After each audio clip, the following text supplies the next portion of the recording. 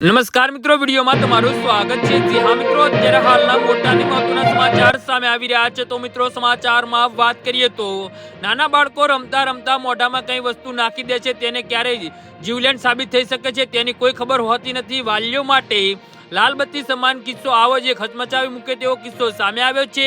ઉનાના એક 10 વર્ષના બાળકના ફેફસામાં ફસાયેલો સોપારીનો ટુકડો રાજકોટની વાસ્તવિક ચેસ્ટ હોસ્પિટલના તબીબોએ ભારે જહેમત બાદ સફળતાપૂર્વક બહાર કાઢી બાળકને નવજીવન બક્ષ્યું છે।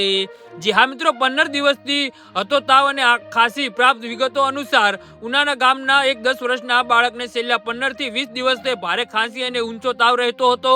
છેલ્લા 5 દિવસથી તેને શ્વાસ લેવામાં પણ ભારે તકલીફ પડવા લાગી હતી। સ્થાનિક હોસ્પિટલમાં સારવાર કારગત નીવડતા તેને સીટી સ્કેન કરાવવામાં આવ્યું હતું, જેમાં જમણી બાજુના ફેફસામાં ન્યુમોનિયાનો મોટો પેચ અને શ્વાસનળીના કોઈ અજાણી વસ્તુ ફસાયેલી હોવાનું સામે આવ્યું હતું। વધુ સારવાર અર્થે બાળકની રાજકોટના ફેફસાના નિષ્ણાત ડોક્ટર યજ્ઞેશ પુરોહિત સામે રેફર કરવામાં આવ્યો હતો। જી હા મિત્રો, તો આના વિશે તમારું શું કહેવું છે તો નીચે અમારી કમેન્ટ બોક્સમાં જરૂરથી જણાવજો અને અમારી યુટ્યુબ ચેનલને સબસ્ક્રાઇબ કરવાની ભૂલતા નહીં। ધન્યવાદ।